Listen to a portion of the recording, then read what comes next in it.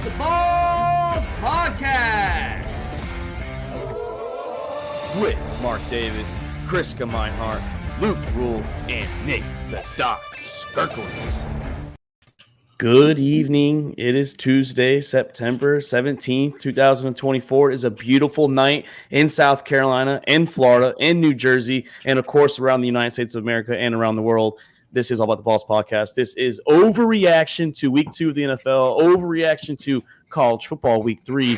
And I'm Mark Davis, and I'm joined alongside my brother, Tony Cardoza, my other brother, Nick the Doc Skirkowitz. And Doc, I start with you because you are a regular here. The Chicago Bears coming off a disappointing loss, but we understand it was against the Texans, 1-1. Your Florida State Seminoles 0-3 on the season. How are you feeling coming out of the wild college football weekend and NFL weekend? You know, feeling good with one, not feeling too good with the other, but this is where we're at. So honestly, obviously a lot of disappointment, obviously out of Florida State, but Chicago. I mean, we kept the fucking one of the hottest offenses in the NFL to 19 points, dude. I'm not upset. I'm not upset. I mean, I'm upset about some things, but I'm not upset about the overall performance. No, and Tony, I mean, he's joining us. Tony, I know you said if you look at the comments, you will see a comment just for you. If you look to your right, I believe on the screen, that's how you see the comments. And I will post it for you because, yes, the U is back, baby. Just like your caption says, your tag says, Miami Hurricanes are 3-0 on the season. They have the big dicks in the state of Florida at the moment. Your Dolphins, though, a little struggling at the moment because we don't know the future of Tua Tagovailoa, whatever you want to call his name. Ravioli is what I'm going to call him this game. Tony, how are you feeling, man? Tua Tagovailoa. So I'm going to start in college football. I am loving the U right now. They are doing what they're supposed to do. Unlike years past, last year, Miami struggled with teams that you would never expect them to struggle with. Florida, for example. Yeah, this year they're coming out and slamming anybody and everybody they play right now. Cam Ward, Heisman favorite right now. I like Cam Ward. His throwing patterns are a little unorthodox, but that's kind of normal in today's football. But I'm going to give it to the offensive line has improved so much to give him time back there. I'm sorry. Unorthodox is normal now? Would it still be unorthodox then? Well, it's a Phillip Rivers style. If you actually watch him, he throws a little kind of like. I mean, Phillip look at Rivers. how many people are throwing sidearm passes in the NFL now. Well, Mahomes. Well, so like when you watch Mahomes and guys, well, like you got people that do it. How many are doing it well? Yeah, that's true too. You got one doing it like he knows what the fuck he's doing. All right, well, Tony, that's one Miami team though. How about the Dolphins? Hey, I wish this was a G League. Call up Cam Ward. I mean, shit, we need something. Maybe Bryce Young. Skyler's not going to get it done. If we have to have him for 3, 4, 5 weeks, it's just not. He's not going to get it done. Tua's got to stop throwing up gang signs, dude. I mean, me personally, at that moment of the game, why are you even lunging forward at that point? Look, you got Tua throwing gang signs. You got Tyreek Hill resisting the cops. I mean, what do you expect? It's Miami, baby. Shit, it is Miami. It's up, don't shoot. You know what I'm saying? Now let's get to Chicago because Chicago, I hate to say it, but I said it from the get-go when you guys draft night, everything. Williams was not the guy, and I still don't think he's going to be the guy. Listen, Mark will tell you, nobody said that more than me. Nobody said that more than me. I think Riz said it more than anybody, to be honest, if you ask me. If you kept Justin Fields, putting him with a complete team like he's never had, give him an opportunity to actually succeed, and we'd have been all right. All right, he would have had the best offensive line he's had. He would have had receivers. All right, you saw what he did with DJ Moore last year. Now you had Keenan Allen, and you had Rome Odunze. And a defense that turned this team from like 1-8 to a 7-win team. I mean, all right, you guys are stacked defensively. We're stacked top to bottom. The only thing we're missing, I think, in my opinion, is still a quarterback. Now, I'm not going to say he ain't it because it's still early. 2 games, but yeah, we're 2 games in. I will say he looked remarkably better this week than he did last week. Are you putting any blame on your O-line? Oh, 100%. He's one of the. Nate Davis is a joke. He's not even fucking practicing. He's one of the most sacked quarterbacks in the league through 2 weeks. He got sacked 7 times last night. And I don't think he's holding the ball either. I don't think he's getting sacked because he's holding onto the ball. No, that was an issue. They actually highlighted it week 1. That was an issue, and then they showed him at halftime what he was doing in the first half, and showed how he was like average well over 2.5 seconds for release point. And last night or Sunday night, he was average under 2.5 seconds in the first half. So I don't think that's the issue either, because the times where he's held the ball the most, where he scrambled and tried to make, but receivers trying to get open. The O-line is absolutely the problem. And the sad part is this is the best O-line that we've had in a long time. My biggest thing is Nate Davis, because Nate Davis is losing his anchor, tripping over teammates, and it's bleeding over to Darnell Wright.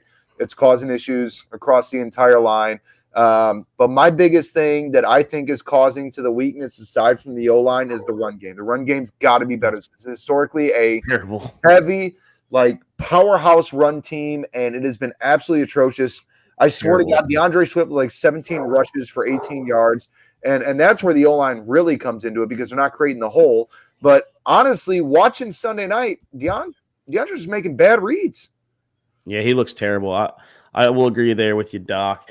You guys didn't ask me how I was doing this weekend. I was just about to say, how are you feeling after the thriller last night? The thriller. I mean, me and Doc talked last night. I was on FaceTime with Riz from literally the last probably few minutes of the first half all the way to the end of the game. We literally were on FaceTime the whole game essentially. And reverse psychology, baby. I told Kirk Cousins this. I gave a war speech to him. Doc, you know the famous war speeches. Tony, you've heard the famous war speeches on COD.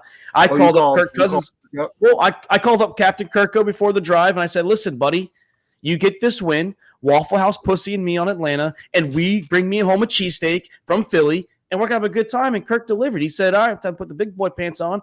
Time to show I got $180 million for 4 years, and I'm going to dick down Philly. And not just the Atlanta Falcons, boys.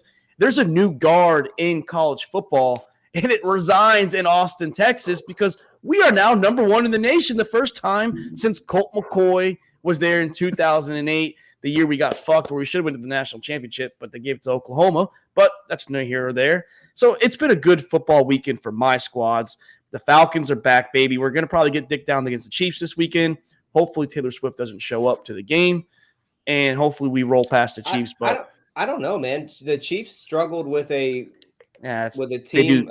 They struggled. That coordinator. That coordinator gives the Bengals. That coordinator gives Pat troubles, though. He has the last few years that they played. It's just something to do with that defense. I don't know what the coordinator is pretty good out in Cincy, so that's what it is. I mean, we do have Jimmy Lake. He's first year in the NFL. Raheem Morris is a defensive coach, too, so we'll see. I might say something crazy about your college team that you might disagree with, but he's not starting long term. I'm a big Manning fan. You guys look way better with Manning in the backfield. We're playing against UTSA, and I mean, I'm just saying in general, I think he's more of a threat.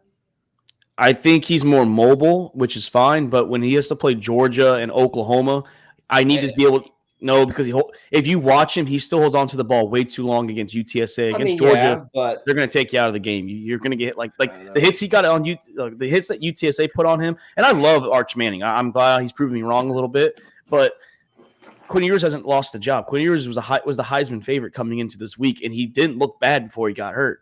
Yeah, he threw an interception, but he had 2 touchdowns. And the style of offense that we do, we don't have to sit here and run and gun with Quinn Ewers. It's a different style.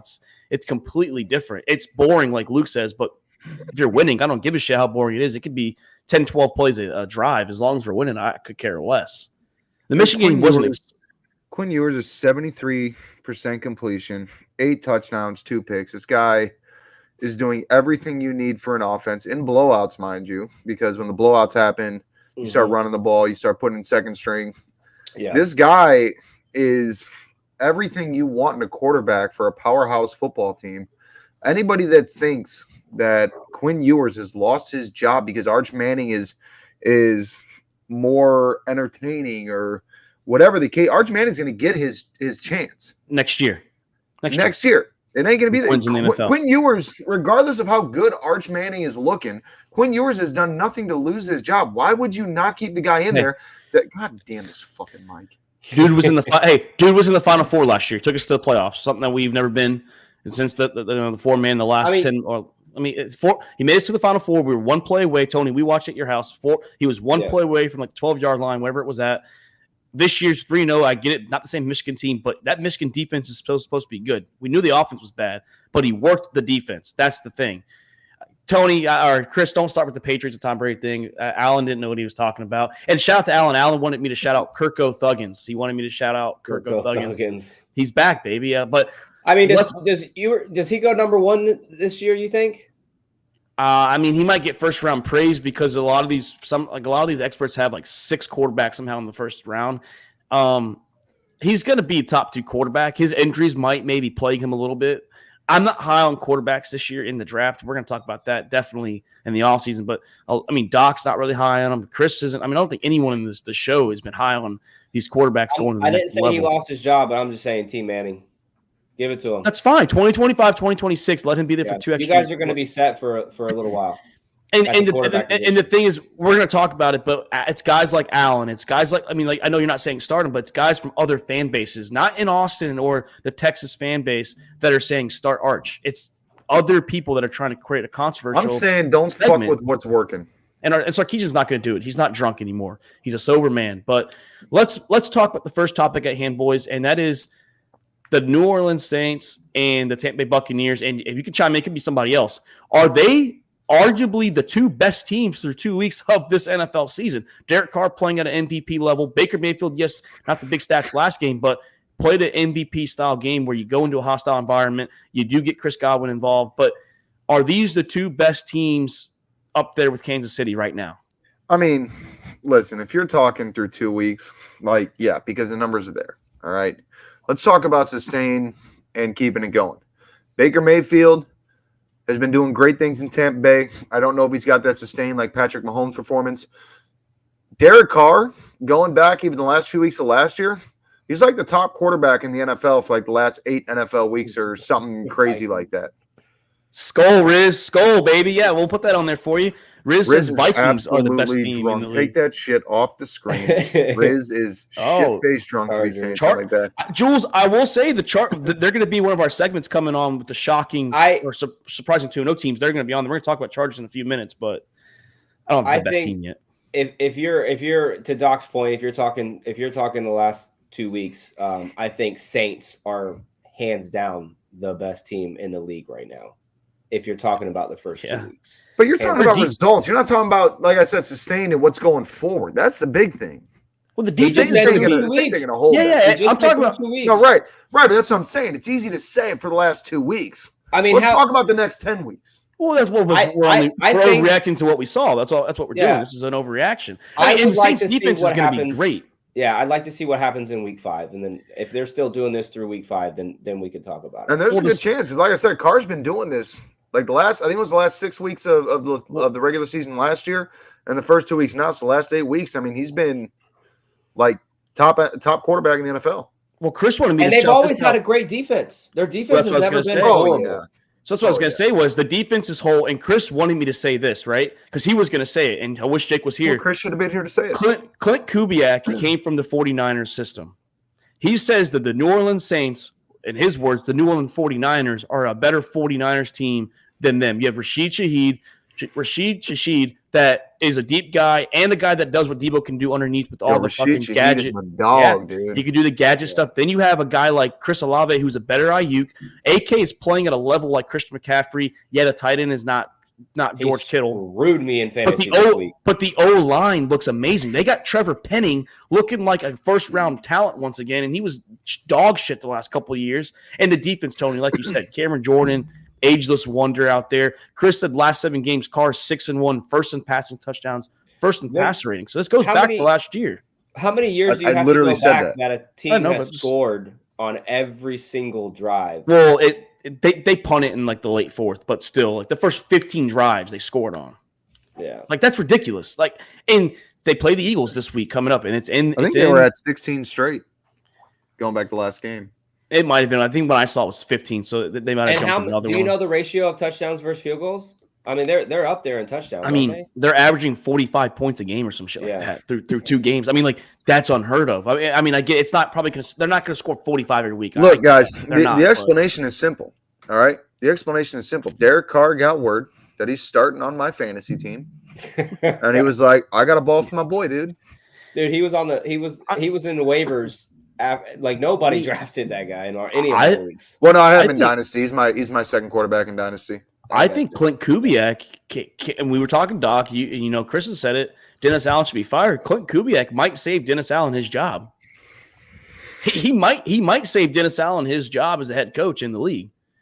If everything surprise, yeah. Honestly, though, I mean, and it goes, you know, we've talked about this before, and there's so much going into it. The legal troubles of Kamara are behind him. The cancer that was formerly known as Michael Thomas is gone. You know, for a guy battling injury and trying to, you know, doing the Stephon Diggs, forcing targets and then not even getting any. You know, when your quarterback is coming out and immediately looking, I got to go this receiver because he's number one versus look at the field, scan, see what you got, see what's developing, and make the best play. It goes a long way in what makes a team successful on offense. And to be honest, we're going to talk Josh Allen. Yeah. I'm high on the Bills, and we're going to talk about them when we talk about the 2-0 teams. When we talk about the surprising 2-0 teams. It's like that, Doc. You know, you get rid of the troublemaker guys. I'm not saying Stephon's a bad player, but you get rid of that locker room. He was a cancer. Yeah. He was a cancer. I don't care who you are. Come at me, dude. Stephon Diggs was a cancer just the same. Actually bigger, in my opinion. But that dude animated about it on the sidelines.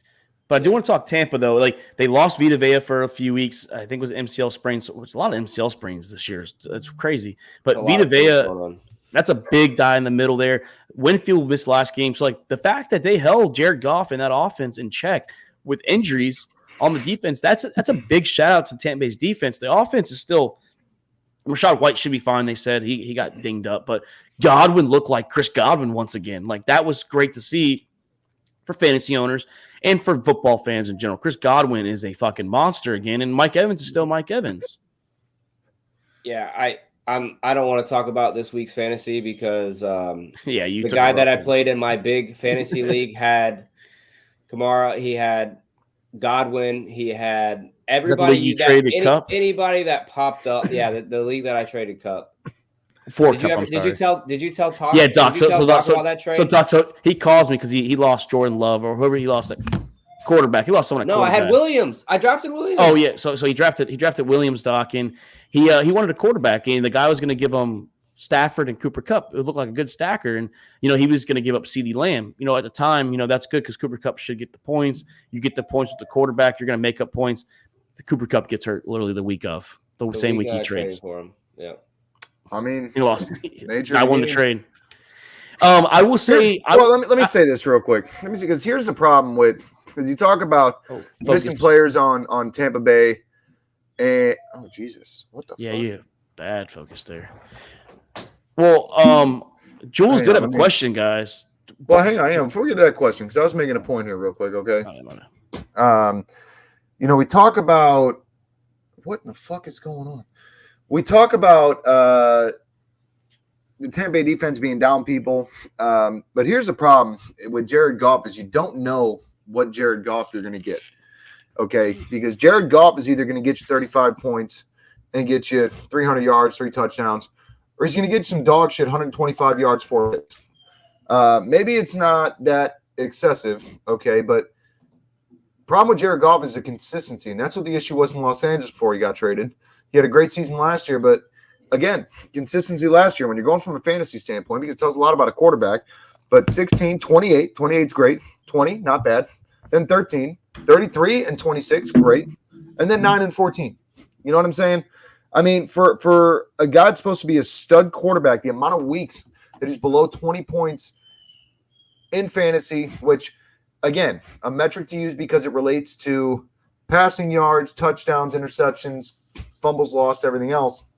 I mean, it's telling. The issue in Detroit, in my opinion, aside from the secondary, which appears to be better than it was last year in its Swiss cheese form, but is Jared Goff really the guy for the future on this team? Because I don't think he is. Well, yeah, that's something. And Jules, I personally think Baker's better than Carr. I'm not saying Carr's playing bad.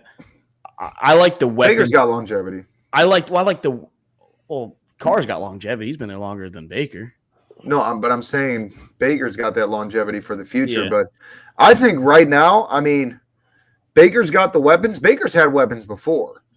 Baker's just finally Not on like a team this, where he doesn't though. have but he's finally on a team. The biggest thing is where he doesn't have to do too much. I think Baker can be Baker right now. And he's more mature too. He plays smarter like he does. And Riz, and nothing against Sam Darnold, Riz. He is playing. I mean, he's playing good Darnold's football. dog shit. Stop. This 2 weeks he's playing good. Darnold's dog shit. And Jules, I don't think that Kamara will get MVP because if Chris McCaffrey didn't get it last year, and most are at 21 touchdowns total. I don't think Kamara will get it. Alvin gets hurt. He's gonna get hurt. But happens guys, every year. Let's talk about the surprising 2-0 teams. We're talking about it. I mean, and not just the Bucks and the Saints. You have the Vikings that are 2-0. You have the Bills, who a lot of people thought would have lost to Miami. They're 2-0. I mean, what do you think about these 2-0 teams? There's 9 of them in the league. Like, of course you have your Chiefs and all that, but like these 2-0 teams that aren't supposed to be 2-0, what do you think about them? I'm going to be honest. I think first of all, Jules, I think Kamara's getting 2-3 TDs a game. Well, yeah, obviously he won MVP because 2 is 34 touchdowns. But that's Jules not is a gonna big happen. Chargers guy too, Doc. It looks like. But I'm gonna say I think most surprising is the Vikings at 2-0 because I'm gonna be honest, the Vikings are so bad I thought they'd be 0-3 at this point. 0-3, they haven't even played 13. You know what I'm saying? Like, come on. No, Bo. I thought Seattle was going to be 2-0, and actually I had Seattle going 3-0 to start the season. Even with Tua, I had predicted the Seahawks to beat Miami. So I'm not surprised with the Seahawks, honestly. I was surprised you guys played the Patriots so close. But I think that the Seahawks have the offensive weapons, and the thing about the Seahawks is the receivers make Geno Smith. We saw Geno Smith 2 years ago, phenomenal quarterback. Last year, he had kind of a setback after getting paid, which honestly, every time a quarterback gets paid, 90% of it you expect that to happen because they feel like they can let off the gas, and they're trying just a little bit harder in their contract here. I'm not too surprised by the Seahawks because they have all the weapons on offense to make it happen. You just got to hope that defense is good enough, and the defense is good enough to keep them in the game. I don't know if the defense is good enough to win them the game like they used to be with the 12th man, but they're going to have to keep them in the game enough for that offense to go off and make things defensive happen. coach too, man, with Mike McDonald. Tony, our boy Jules. I mean, I'm not gonna lie, I agree with them. The Chargers, man, they look pretty good with that fucking run game with J.K. Dobbins, potential comeback player of the year. Already. Yeah, but is anybody surprised with the head coach coming in? I mean, I don't know about 2-0, but I just need Quentin Johnson to keep going. I didn't think they were going to be that bad of a start. I thought the Chargers were going to be. I'm hoping to get him in waivers this week, so I'm with you, Doc. I thought the Chargers were going to compete and then lose some games, but I just didn't think they were going to win. So I actually sent a trade to Mark, Quentin Johnson for Christian Kirk, and I gave him a pick. And I think you declined it, didn't you, Mark? I did. I should have taken that over Kirk. And boy, am I glad because Herbert is a much better quarterback than Lawrence. And I'm telling you, Harbaugh coming out talking about Johnson's like the future receiver of this team. He's going to be more involved. He's going to have a bigger role, bigger impact. And we saw last week. Now, the total catches, the yards weren't there. But I'm going to tell you right now, Johnson has looked so much better with the hands this year. He's making the plays. He's not dropping the balls. You know, he's making it where he needs to. And I'm telling you, it's only going to grow from here. Johnson is going to become the future of this team unless they, get a top 5 pick and take a stud wide receiver out of the draft. Shout out to you, Riz. Yeah, I mean, I don't think that the Vikings are bad, honestly, at the moment. I think Doc might just be mad that the Bears are absolute ass. I don't know, Doc. That's up to you right there. No, I'm just talking shit to Riz. But Tony, man, I'll stick to what I said though. Sam Darnold is absolute dog shit. It is, Jules. I agree with you. That's what Jim Harbaugh used to do with Alex Smith back in San Francisco. He used to slap the piss out of him on his shoulder pads, his back, his ass. He would probably grab his leg if he needed to. He used to get Alex Smith going. Same thing what he's doing with Justin Herbert. And Herbert's not playing like the Herbert that we thought he was going to play coming out of the league. They're running the ball. That's That's what Jim Harbaugh does. Well, Frank hold Gore on. Herbert's not playing the way we thought Herbert would play because he don't have the weapons. Because Harbaugh also runs a running style offense. I'm not saying that ain't it, but that ain't contributing. But the defense is playing better too. You don't have weapons. Yeah, this defense was hands down one of the worst in the league, if not the worst in the league last year. Tony, any 2-0 teams that catches your eyes? I mean, obviously the Chargers are a top name up there, but honestly, I'm going to go Saints. I did not expect them to go into week 2, go into Dallas and just dominate. Absolutely steamroll them. Steamroll. If you would have told me to put all my money on Saints that night, I would have said you're crazy. I didn't think they had a chance. I thought they'd cover the spread. That's what I had. I'm covering the spread, but that was it. And hey, man, maybe that just goes back to what I was telling you, Doc and Alan, that maybe the Cowboys aren't as good as everyone thought they were. They just played the Browns. Going into Dallas, Saints had a great first week, but it was the Carolina Panthers. There was now people are going to talk about the Saints after they steamrolled Dallas. He went into Dallas. You know what though? Bad team or not, playing a team like Carolina, you still got to come out and perform, and they did. Because you can overlook them. Yeah, we've seen plenty of good. We've seen plenty of good teams come out against these bad teams and put a minimal performance, still get held to a close game. They still came out and they did what you expect a D1 school do to FCS Northwest. You know what I'm saying? Absolutely. And let's jump to it because I was going to jump to this real quick because Ryan brought up a good point. Yeah, the Ravens are one of those shockingly 0-2 teams where. Yeah, we expect to maybe lose to the Chiefs, but lose to the Raiders after losing to the Chiefs. This is no disrespect towards our Lee's team, the Raiders, and shout out to you, Nathan, as well, or Nate out there as well, who shout out the Raiders on the Facebook page. But the Ravens, dude, look at the next 3 games, Ryan. They have to go to Dallas. They have to host Buffalo on primetime. And then they have to go to Cincinnati and play the Bengals.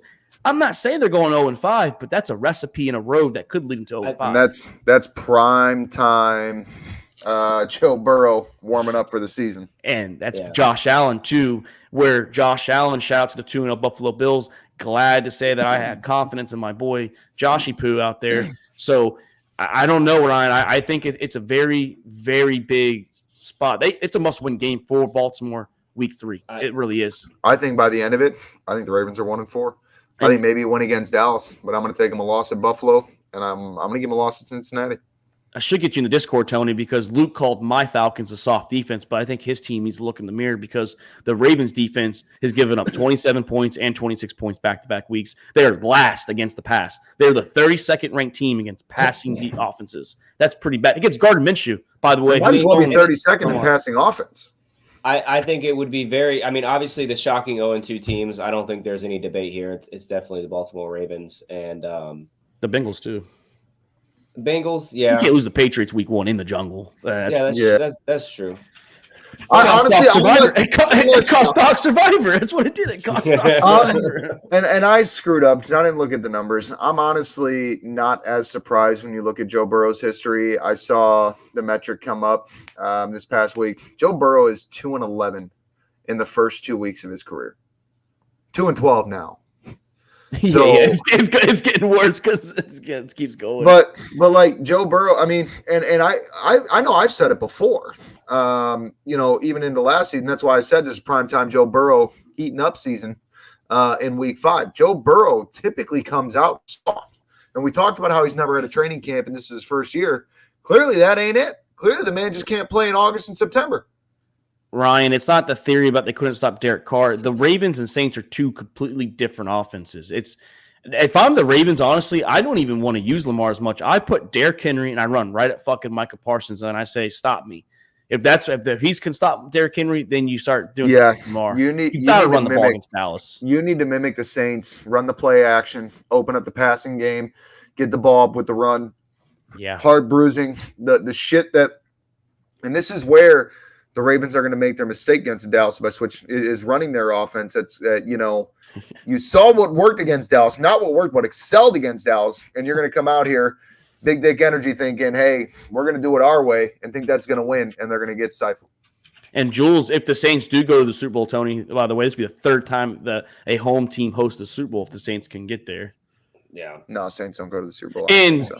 Well, actually, they can, actually. And, Their defense is top-notch. Jules, don't ever mention Anthony Richardson in this chat again. Doc, you can explain why real quick. But Anthony Richardson, who was the Cardinals coach at the time? They are who we thought they were. Dennis Green. Anthony Richardson is who I thought he was. He is a dog shit quarterback that had great physical skills at the combine that had nothing to do with him being a good quarterback. He has not done average like 140 yards a game. The guy is shit, been shit, will continue to be shit. He is the anchor that is dragging this Indianapolis Colts team to the bottom of the ocean. Dennis Green. Okay, I wanted to say Dennis Green. Anthony Richardson, he is who we thought he was. Yeah, motherfucking crown him. Yeah, shout out to you too, Frank. We talked about the Skull Nation. Yeah, they are a shockingly 2-0 team. Sam Darnold this is a big, like I said, it's a big year for Sam Darnold. You got to prove you can play. Tony, man, let's talk about your team. Let's talk about Tua. Let's talk about it. No, we have to. It's been reported that he will not retire on his own. Obviously, the money is there, and he's on IR. He will be back available for Week 8. What do you expect out of Tua in the future going forward with his career? Obviously he hasn't learned. Again, late in that game, there was no reason for him to be diving forward. It's so fucked up. I hope that he learns from this. Obviously, after this is his third one now. Third one documented, but that Bills one was a fucking concussion. They won't say it was. There's no way you land on your head and then you shake your head off like you got cobwebs and say, "Oh, my back hurts. That's why I fell down." If your back hurt, you'd be holding your back, not your head. I'll tell you there. All it's going to take is a defender to get to him again and slam him the wrong way. He might have another concussion by week 10 or 10 or 11. I just want to know what we're going to do in the meantime. We have to go after somebody. We cannot rely on Thompson for the next. Y'all are wasting the talent you have on that team. There was a report that there was a lot of reports that were saying that maybe the Dolphins take a swing since Dave Canellis has given on Bryce Young and maybe give like a middle pick for Bryce Young to pair with Mike McDaniel, who loves Alabama quarterbacks. I'll take Scott. And Ryan, I'm sorry we'll backtrack a little bit there. The Cowboys didn't lose because of Dak Prescott. Dak actually looked good. The defense forced the offense to be screwed, and Dak just got paid, so he won't be benched for a long time. Ryan, you got to listen. Aside, bench or paid aside, the Saints game. Listen, Dak was a top-tier quarterback in the league last year. I had him as the MVP over Lamar. There is no way what Dak did last year, his connection with CeeDee Lamb. Honestly, the problem with the Cowboys' offense is they don't have anything outside of CeeDee Lamb. Ezekiel Elliott was absolutely disgusting, and not in a good way, in the last game. The man just needs to cover up the fat rolls in his stomach at this point because you're not showing anything off.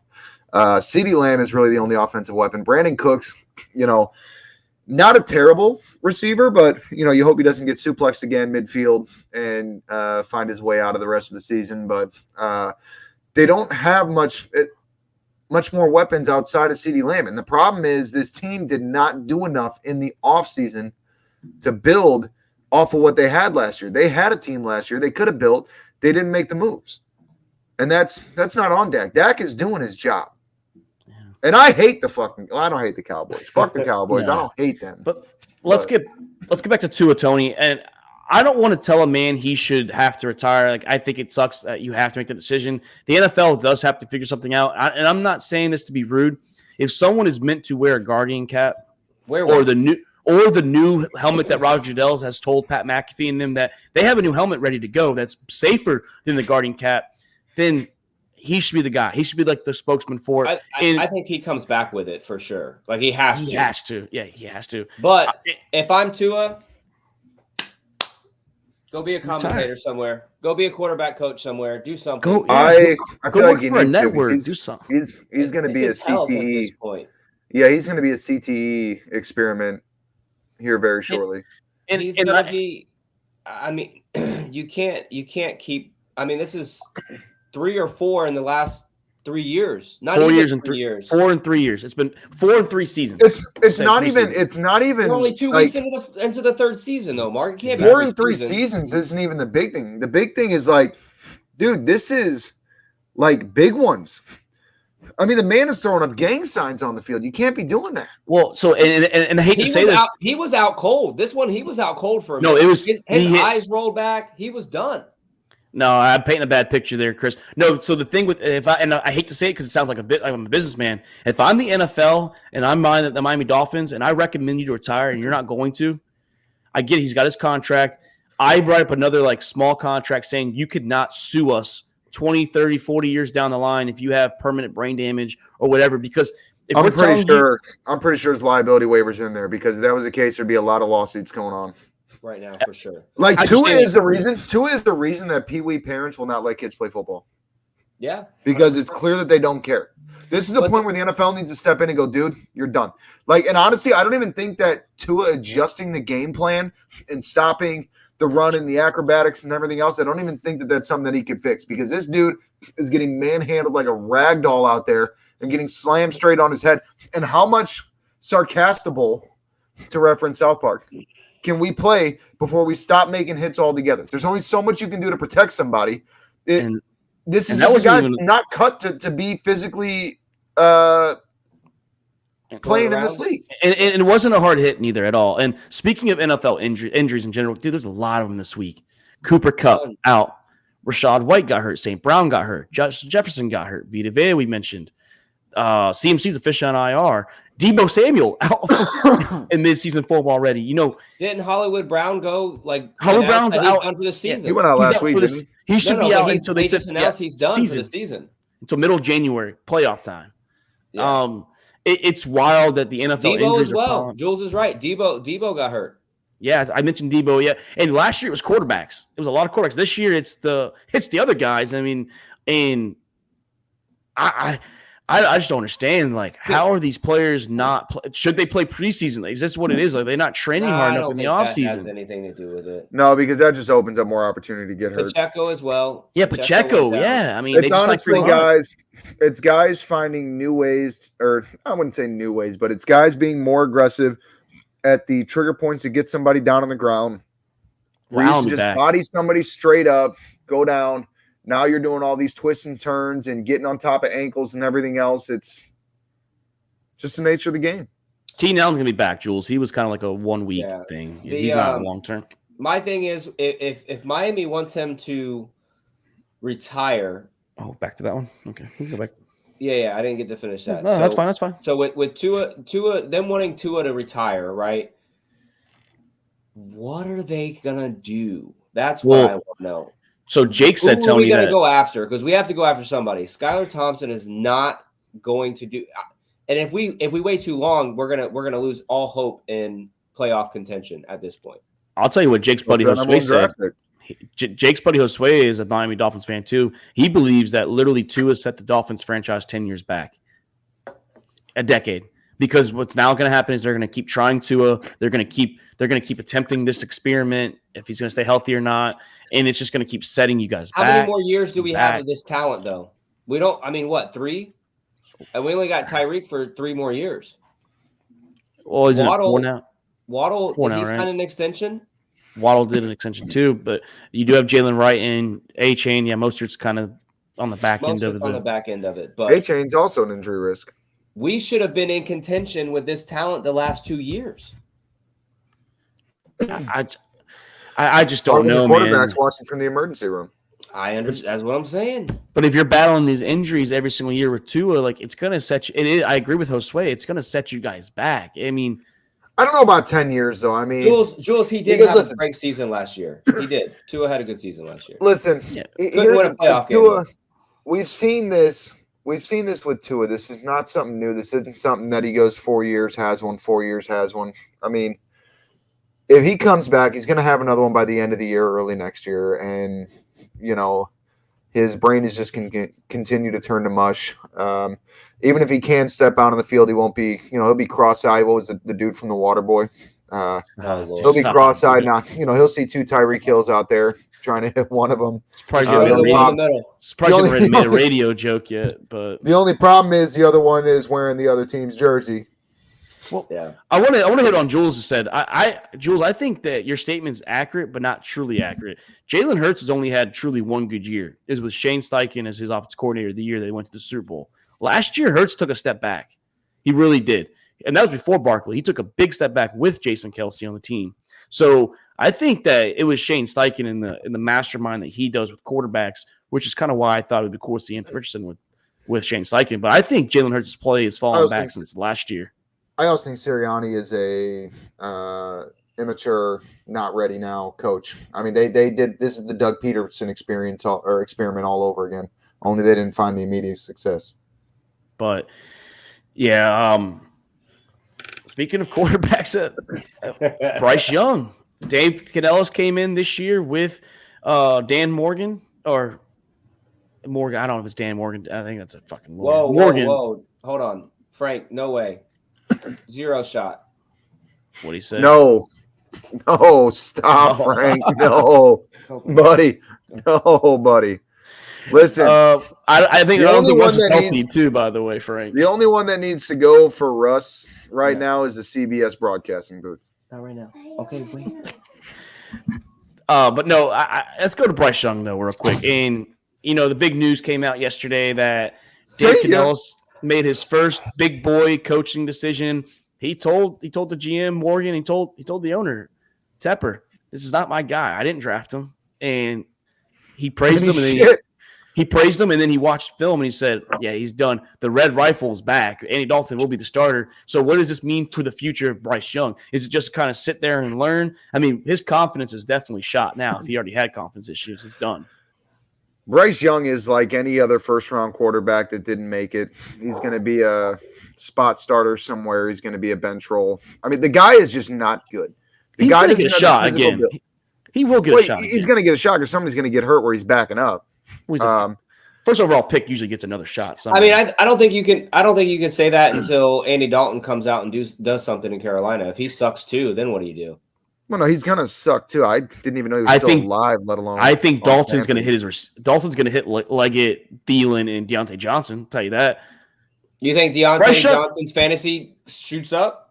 Bryce Young was pressured 4 times on Sunday, and he looked terrible. I mean, terrible. Adam Thielen was pissed off the whole game. Yeah. Adam Thielen was noticeably upset. He was. Yeah. I saw one. He was wide open on that Bryce missed. I'm not a big PFF guy because of the way they evaluate, but if you do like PFF, they ranked, and Chris likes to shit on the Panthers O-line. They have been through 2 games the 5th best pass protection offensive line according to PFF.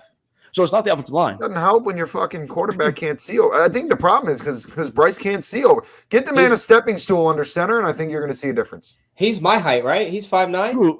Who gives him a chance, Frank? You talk about Russ still. Nah, that Dolphins experiment's done. I hate to say Denver can keep Russ and send us Fields. You mean Pittsburgh? Yeah, sorry, Pittsburgh. No, I just think you guys do go with Fields. That speed from Tyreek and the speed from Fields. Hey, Frank, I can name another quarterback better. Give Jameis Winston a shot. Fuck it. There's tons of quarterbacks. Frank, I'm not going to name on top of my head. Bring me Mac Jones. Yeah, there's tons of quarterbacks. I mean, I don't know, but back to Bryce Young. The 2 big ones that would be a no for me is Skyler and Bailey Zappi.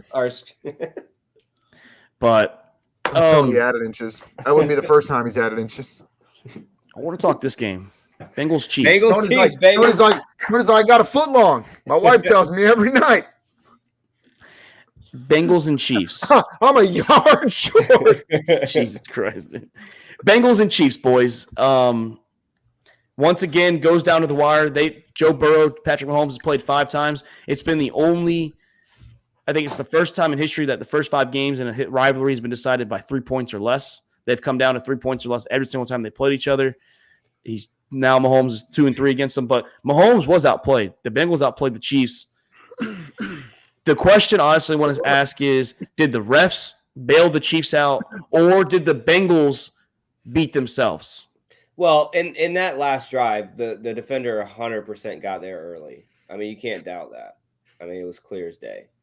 Was the ball catchable? Look like right now. Ball's catchable. Ball was catchable. So that would be the only argument is the ball catchable. But he 1,000,000% was there too early. So that's the thing is you can't. So and I had this argument with Riz. If you guys are both going for the ball downfield and you guys are hand checking and whatnot, and you guys are messing with each other, that is allowed, right? That is allowed to happen. But it's not allowed, but they let it slide because you're both bound for the ball. Yeah. But you can't come from behind and run him over for the ball. Now, if you're already there and you're established the position, and the receiver runs you over, then that's offensive pass interference. But that's not what happened. The receiver turned around and jumped for the ball, and you came out of nowhere and ran him over. That's just, and I don't want to say the refs are bailing him out because the refs literally fucking threw a holding call. The play they got third down or the first fourth down, whatever it was, they called them back. So it wasn't the refs. The refs literally pushed them back farther before that play. So I can't sit here and blame the refs. You know? Yeah, I mean, you can argue making a play on the ball, but you can't do it from behind the defender. And Jamar Chase cost him too. That's another thing. Jamar Chase cost him. Your quarterback, a huge penalty. I'm with it. I was on Kansas City side this time. Your quarterback's pulling you away from the ref. Why do you go back? Why? It's not. I get it. You thought it was a hip drop tackle. It wasn't, but you thought it was. I get it. It's a new rule. Still trying to learn the hip drop tackle. It wasn't by the law, by the letter of the law. It wasn't. So why are you sitting there screaming at the ref, telling him to fuck off and do all honestly, whether it was or not, when the ref makes a decision and he's done listening to you, that's it. There's nothing. You're not going to change his mind because you said 3 extra profanities at him. You know what I'm saying? So move on. I saw a ton of comments, Mark, with your kind of going back to the refs and Chiefs, with your Falcons involved in it. It didn't end up mattering, right? You guys ended up throwing it to the end of the end zone with the helmet. Ray McCloud was an idiot. Yeah. The pass play before that in the back of the end zone, a lot of people were saying if it was the Chiefs, that would have been pass interference. Well, I told Riz that if Ray would have actually went for the ball instead of trying to sell it, I think that they would have called it. That problem is he didn't go up for the ball. He just let him hold his arm a little bit, and he was holding it. He was 100% holding it. Yeah, but he didn't sell it good. Like I don't think he sold it good enough. He had to at least try and kind of foil his arm and go for the ball. That's my thing. Riz, you are right. They do get a lot. Chiefs get a lot of crucial flags in big situations of the game. And I'll tell you this: it's not even the biggest moments. It's that when they do get the flags, they actually take advantage and actually make something of it. A lot of teams don't do it, but a lot of teams don't. The big thing for me was that Chiefs Ravens game. Like the first 12 plays of the game, the Ravens got called for how they were lining up. Legal shift. And I'm not saying they won, but I'd be hard pressed to say the Chiefs won on a single one of those. If you're the right tackle is always out there. If you're nitpicking that hard to be catching every single one on them, like how hard are you looking at the Chiefs? Because if you're like, and I'm not saying like pass interference, one of those is like it's obvious or it's not, right? This is one of those that you really got to focus in. And as the offensive line, I mean, honestly, it's really a judgment call. It's really a judgment call because you're looking at the waist and the helmet and going, hey, where are these guys at? And are they looking at the Ravens and going, that's off, and looking at the Chiefs and going, close enough. Well, and I'm not. I mean, there was something off about that. I mean, and especially when you're the Ravens and you get called on them, that was 3 consecutive plays, I think, like open the game. Like, it's hard to think the adjustment wasn't made. A visitor, bring it back. Oh, bring it back. Back-to-back weeks of a wife. Telling you last week, Doc's wife. You can see the corner right there next to the pillar. Mm-hmm. His fucking wife was crawling, like it was like running like a fucking like sex ring back there, some shit. She was fucking crawling from the bar like to the stairs. Me and Chris were like, "What the fuck's going on?" When she walks back in here, because she's working next to me actually. So when she walks back in here, she'll 100% hide her face. She does not like internet. No, we're locked and cocked down here, bro. She almost got. But I mean, and I'm not going to complain this weekend when we play them because I think you're playing against the Eagles. I mean, I get the CJ Christian Gardner Johnson took off his helmet, which would have been a flag, but it didn't matter. It would have pushed. No, he got knocked off. Where that comment? It was coming. It was a little loose, but he took it off. It wasn't like it was. It just came off on its own. He did take it off.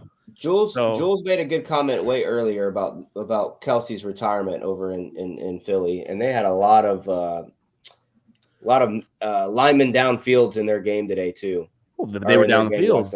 A lot. One was on the replacement center. Yeah, two was on the two of them was them. Was it? Two on. Yep. Yeah, one was on. I think Lane Johnson. But and a couple of them were big plays. But the refs are 100% looking on a lot more things this year than they were last year. But my the same standard. Not just the Chiefs, they hold them both sides. Are we holding one team like the Eagles because we need them to fall down a little bit because they're contenders against the Chiefs? Or listen, and this is my opinion and my opinion alone, but don't tell me there ain't some conspiracy going on with Kelsey and Swift and how they're trying to build a fan base and all this other shit, man. Are you a script guy? You think there's a script? Yeah, you want to hear the script, Tony? I've been saying to everyone. You want to hear the script? I'll tell you the script. So this year, the Chiefs win the Super Bowl. Travis proposes. Next year, they're already married at this point now. Next year, they're having marital problems. It's all over TMZ, CNN, Fox not News. that early. It's not that early. No. They get married in the summer. Then they're having marital problems, and then after they win the Super Bowl for the 4th year in a row, she announces she's pregnant with his baby, and then next year. Yeah, so now they have a baby going on to year 5 in a row. He wins it for his unborn child and for the mother of his child, and then he retires with 6 Super Bowls, 5 in a row. He goes down as the GOAT, and then year 6. No, it gets better. I came up with a new one last night with Riz. Year 6, they become an open marriage with Mahomes and his wife, even though Kelsey's retired. So you keep Swift along, and Swift's in the booth with Travis and their co-marital here with Brittany and Mahomes. And Travis ain't got that and then year 7, they fix the Republican and Democratic Party, and they combine them together to be one whole party because the Mahomes are Republicans and they are Democrats, and now they fixed the political side. And now we're at year 8. I'm not there yet. I'm still trying to write year 8 from good. Oh no, I got year 8. You ready for year 8, Tony? You ready for year 8? Tony wakes up, or Mark wakes up from his fucking dream. Yeah, I don't even think KC. I'm just saying this year. I don't. Dude, Kelsey ain't got that many years left. No, that's what I'm saying. He retires after the 6, at the 5. Listen. Look at the fucking. When have you seen Taylor Swift come out and be political? Okay, and now Swift is on this new national platform with the NFL. Mm-hmm. Season's kicking off. Things are going crazy, and then Swift comes out talking about Democratic Party and all this shit. I'm not. Look, again, this is all like it's weird timing for everything, man. It's weird timing. That's all I'm saying. But this is my thing is they won the Super Bowl 2 years without her, and they went to 3 without her. So it's not like it's like they just finally made the Super Bowl But the Chiefs were getting worse. Has somebody won the Super Bowl 3 times in a row? No, it's never happened. Are you sure? Never happened. Never happened. It's never happened. There's been teams that have gone to Super Bowl 3 years in a row, never won 3 years. The Bills went 3 in a row and lost. They went to 4 in a row. Yeah, they went to 4 in a row. Patriots went to 3 in a row. I mean, it's happened, but no one's won 3 in a row. No one has gone to this year. How many is this in a row? Better yet, this will be 3 in a row they've gone to. There's never been a team that's gone to 3 in a row after winning 2 in a row. So it's usually you've won, lost 1, or lost 1, lost. It's never been all right. You won the first 2 that they got back that 3rd year. So yeah, they're trying to set history in general. Doc is right. It's all rigged. Taylor Swift. We're not getting into the government stuff, but yeah, that's a lot of people. No, let's do it. No, let's do it. No, I'm good. Let's talk about quarterbacks again. Let's talk about the rookie quarterbacks. There's been 3 that have started. Bo Nix, Caleb Williams, Jaden Daniels. Why are the rookies struggling? Now we're talking about rookie quarterbacks. Mark, can I get Penix? Can we slide him over to Miami? No. We need him. We need him to learn how to be we'll like. We'll throw Kirk him back Hill. in a couple years, but we'll let him. Yeah. Let him get some playing time. We'll throw him back as soon as we get rid of Waddle and Hill and all our talent's gone in 3 years, and we wasted it because we don't have a freaking quarterback. No, we got to keep Penix. We got to get him learning. But no, what's going on with these rookie quarterbacks, Doc and Tony? Like I said, I don't think Caleb's thrown a touchdown yet. No, I don't think Caleb has hit a guy 15 yards down the field. No, he did the other day. Bo Nix has got 0 touchdowns, 4 interceptions, and Jaden Daniels is looking like a. Bo Nix is in an unfortunate situation. I mean, they were 7 wins last year. That's the thing. I thought maybe they are a little better. I mean, not better. Like I thought they were gonna maybe be like a top 10 pick still, but maybe like 5-6 wins. Yeah, we're gonna leave that one alone, Tony. He said it 2x4. Yeah, we're gonna leave that. We're gonna leave that one alone. Yeah, Chris, like you said, no rookie's throwing a touchdown yet. It's crazy though. Through 2 games, you can't get one of these guys. Who's gonna throw the first one? Who the Bears play this week, Doc? Colts. Could play Colts. Yeah, Colts. Daniels plays the Bengals on Monday night, and Bo plays the Bucks in Tampa. Bo's screwed. He's out. Well, Daniels has the worst shot because he plays Monday night. So, I say Caleb this week can get one. No, let's go. JD Daniels. We gotta wait till Monday night. He didn't throw one this weekend. No, the Commanders kicked all field goals. They kicked 7 field goals and won the game. That was a big win for me this weekend too. They won up the Pittsburgh Steelers. And just in general, the quarterback play is down. That's what Tom Brady thinks. And he thinks it's a lot. Do you guys agree with that? Like it's a history of like recently going on where it starts in college. He's saying where they don't want to learn the system or they don't want to learn how to read defense in college. They just want to play a playbook and move on to the next level. They transfer out essentially. Like Brady mentioned his experience where he was like the 7th string quarterback, became a starter, and then sat behind Drew Bledsoe. And Mahomes sat 1 year under Alex Smith. So is the quarterback play truly down or the defense is just getting better? I mean, you're seeing defensive studs on every team coming off the edge like you've never seen before. Yep. I mean, linebacker cores are tough. And also, I think, in my personal opinion, I think you could flip it and say running back play has been up this year. They have been, yeah. Besides the Bears running backs, it's gonna it's gonna take away when you have running backs that are dominating, the run game. It's gonna take away a little bit of the quarterback play for sure. And then in Philly right now, you got Saquon. That's just literally Jalen's just checking everything down, anyways. Well, I'm just not. I mean, Hurts just kind of stepped back. I mean, he stepped back last year. I mean, Mahomes' numbers. He's only a fantasy guy because of his run. Because they frequently get down to fucking 3rd, 4th, and 1 at the goal line and touch push. That's it. Mahomes is even his plays come back a little bit the last 2 seasons. I mean, 2 interceptions on Sunday. That's a huge down year last year, in my opinion. But we all thought. But I mean, the whole year last year was a down year. But we all thought it was the receivers. But this year, Rashee Rice and Hollywood Brown, they should be better for him. And Kelsey, I think Kelsey's kind of falling back a little bit. Fuck Brown, Worthy. Yeah, huh? Kelsey's. Fuck Brown, go Worthy. I meant Worthy. I'm sorry. I mean say Worthy. But yeah, quarterback play in general, I think has come back a little bit. Like Alan said though, too, in the Discord, we were kind of blessed and fortunate the 2000s, 2010s with all the quarterbacks that we saw: Peyton Manning, Tom Brady, Drew Brees, Kurt Warner, Matt Ryan, Phillip Rivers, Eli. Whoa, Matt Ryan. Matt Ryan had numbers though, but Matt Ryan was still a good quarterback. Is my point. Don McNabb was there. We had Culpepper for a little while. I mean, Rodgers, Brett Favre was there. Like we had a lot of quarterbacks. Big Ben, yeah. We had Big Ben. Mike Vick was there. I mean, we had a lot of good quarterbacks. We were very fortunate. So maybe that's also too is that we're dealing with the product that we have now. Do you believe in what Tom Brady says and kind of spin it off of this transfer portal is going to set people back? I think he's right. He's not. People aren't sitting there and learning the program, not wanting to stay in it. They're just leaving left and right. It's because they want to play now rather than learn. But a lot of these newer coaches, Doc, think that the best learning experience is playing, not just sitting. That's why a lot of rookies start now. I don't think it has anything to do with, learning the playbook and everything else. I think you're seeing a different style of quarterback. Where we used to have, your Michael Vick, your RG3, 1 or 2, scrambling quarterbacks. Now it's like the norm. They're all doing it. So it takes a lot of pressure out the passing game.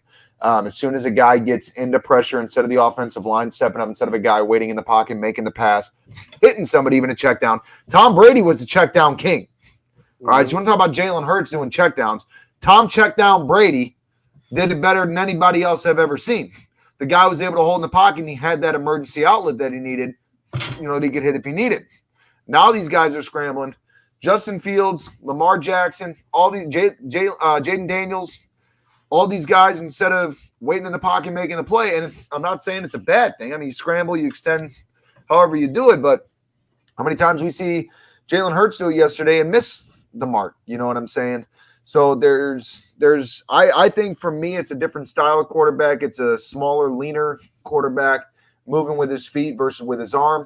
And I think that's what's contributing to the downplay in the offensive arm, because the guys that have the arm and the guys that are naturally pocket passers, field general quarterbacks, they're still putting up yards. They're still making plays. Yeah. Well, we'll catch you on that. I mean, Brady's been talking a lot. I mean, obviously talked about how it's a softer league. I think he's kind of part of that reason that the rules have changed. But you couldn't touch Brady with your thumbnail. Grady Jarrett is last year literally threw him down. He slung him. He slugged him like a rat, like a rag. He didn't roll on him. He rolled because he was rolling the ground. He bragged him with him. Didn't slam him, and they called roughing the passer. I'm like, that's literally the weakest. I think that was literally one of the weakest roughing the passer calls I've ever seen in my life. And landing on the quarterback was the Aaron Rodgers rule. You can't land on a quarterback because of Aaron Rodgers. No, the AJ. Who was it? Was it AJ Hawk on J. Cole? I don't remember if it was the Packers and the Bears or the Bears and the Packers, where the dude literally came across the helmet, barely grazed with the thumb.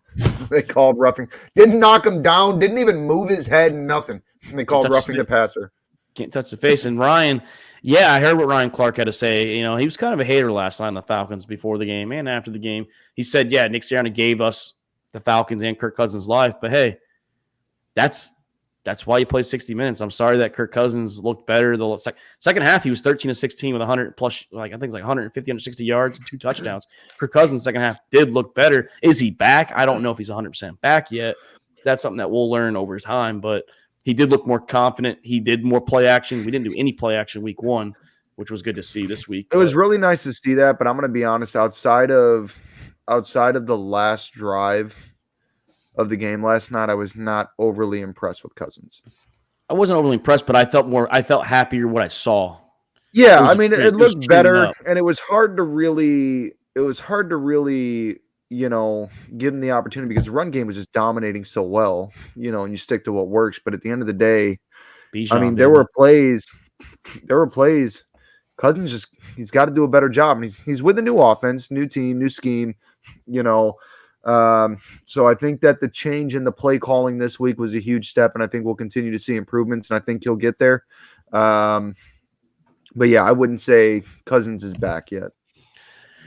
Well, let's transition to a different topic. Let's talk college football. Is changing.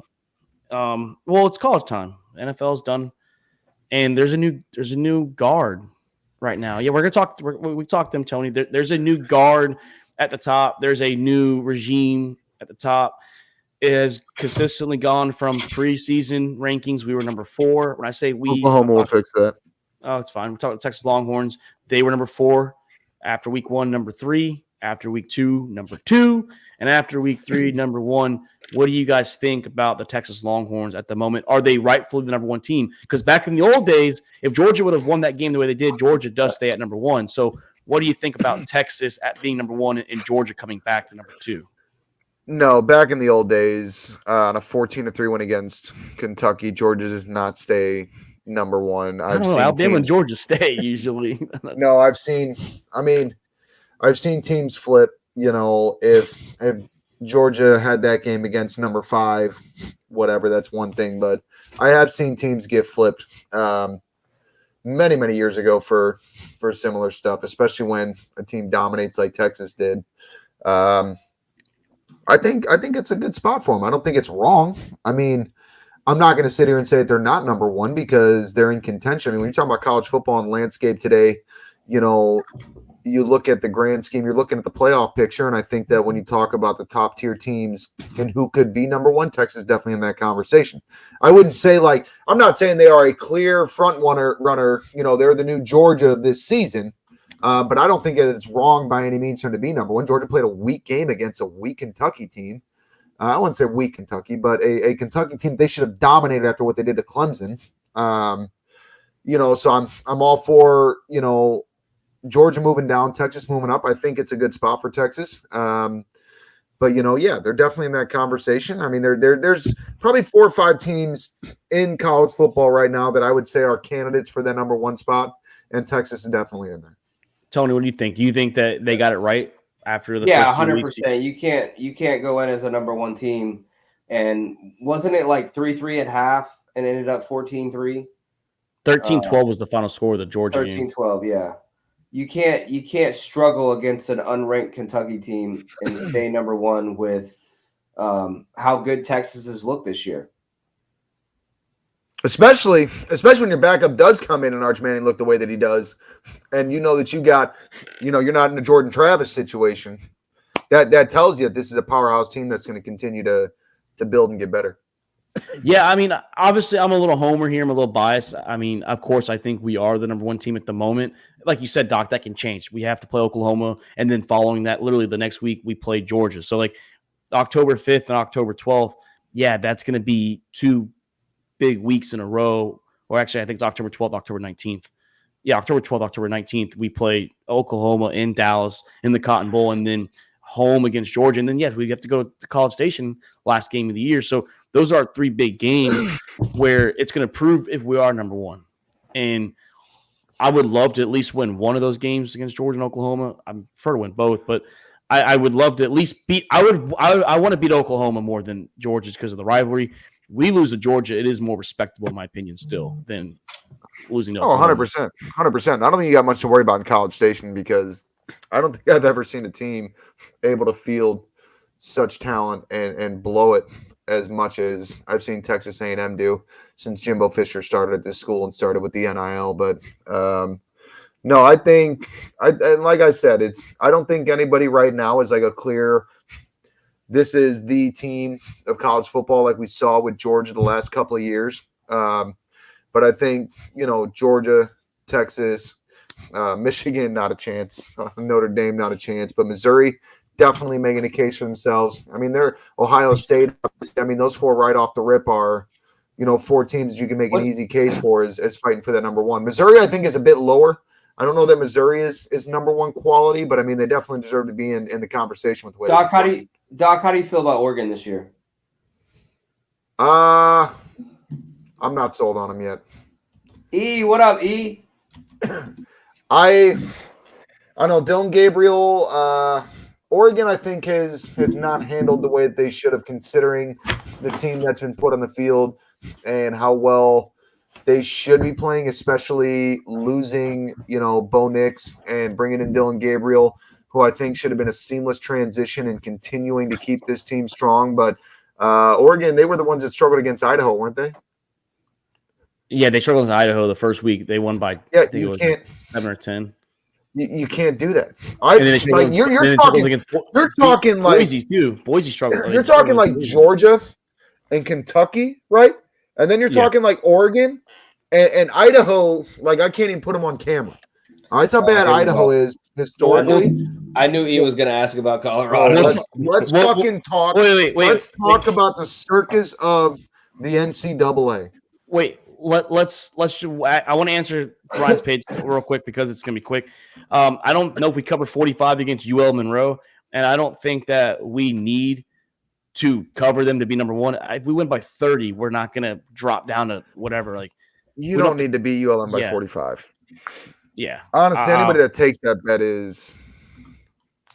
Those big spreads are hard. I'm locking it in now. Let's talk the Colorado Buffaloes, Eric. Here we go.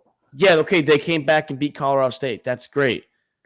They're not that good of a team outside Travis Hunter, Shador Sanders, and Horn and whoever. Even Horn. Look, they are. I'm telling you right now, Horn can stay on this team. Horn ain't shit without Shador Sanders. All right, Shador Sanders has skill.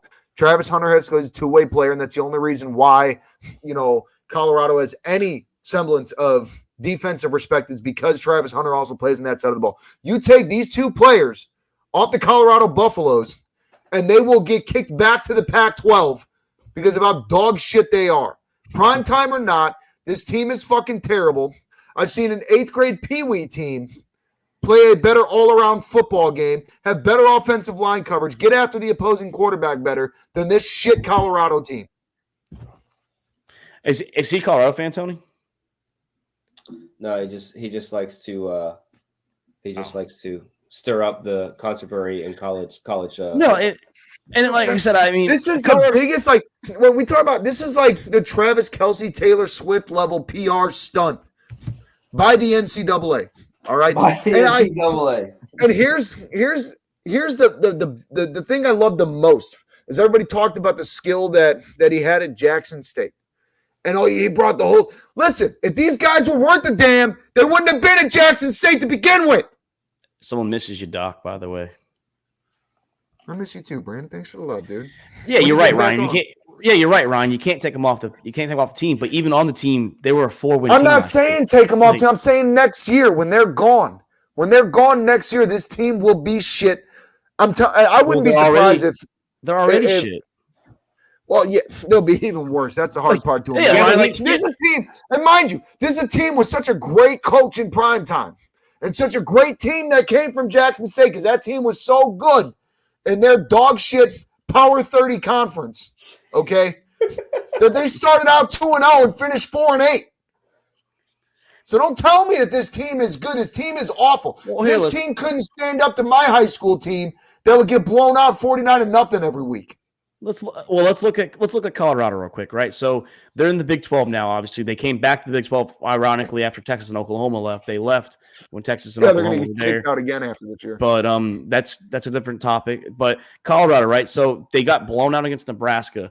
Now this week they play home against Baylor. They go to UCF in the 28th. They have a bye week. They host UCF, and that's bad. I can't wait to see that game. And Ryan, I'm gonna talk to your comment real quick. You take Mahomes and Kelce off. Yeah, I agree. Same concept, but here's the difference. You have a timetable in college. You're a ticking. You can't be there forever. Mahomes, until retirement. I don't know. But you got a lot more to be on that team. Miami's got a tight end that's been there for 9 years. So he's been around he's been around. Well, this week, Oklahoma State and Utah play. It's the battle of the 7-year quarterbacks. I mean, let's talk about it, Doc. How long has Restrepo been in Miami? I mean, that guy's been there for 7 years. No, he's been there for Miami's been there for 2 or 3 because he was at Oregon for like 4 years.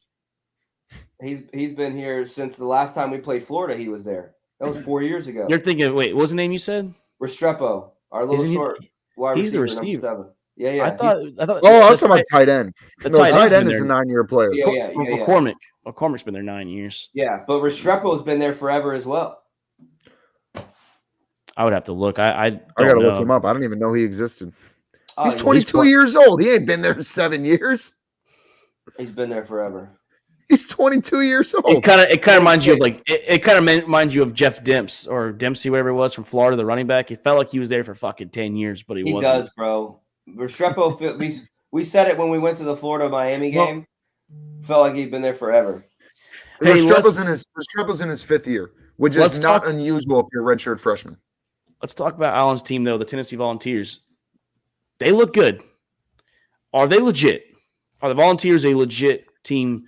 I know they played some questionable teams, Kent State, Chattanooga, NC State's not the same NC State that he likes to stick shit on Texas for Michigan, but NC State's not good. So is Tennessee legit, or are they just playing bad teams? Tennessee is legit until they show me that they're not. Because here's the thing. Questionable teams, dog shit teams. Kent State is still D1. NC State may not be the same NC State, but they're still Power 5. They're not or Power 4. They're still not a terrible school. And here's the biggest key to focus on for the Tennessee Volunteers. First of all, they came out and they did what they were supposed to do. They knew the assignment and they followed it. They dominated the games they're supposed to dominate. Now, obviously, yes, you got to see that in conference. You got to see it across the board. But they did what they were supposed to do. They didn't come out and win against a Kentucky 13-12. All right, Ryan, are you shaking your head at the comment? Yeah, he's been trying to push us out number 1. It was first, if Texas doesn't cover the 45-point spread, we're not number 1. Now it's if the Vols dominate OU, it's a fucking big ranked matchup.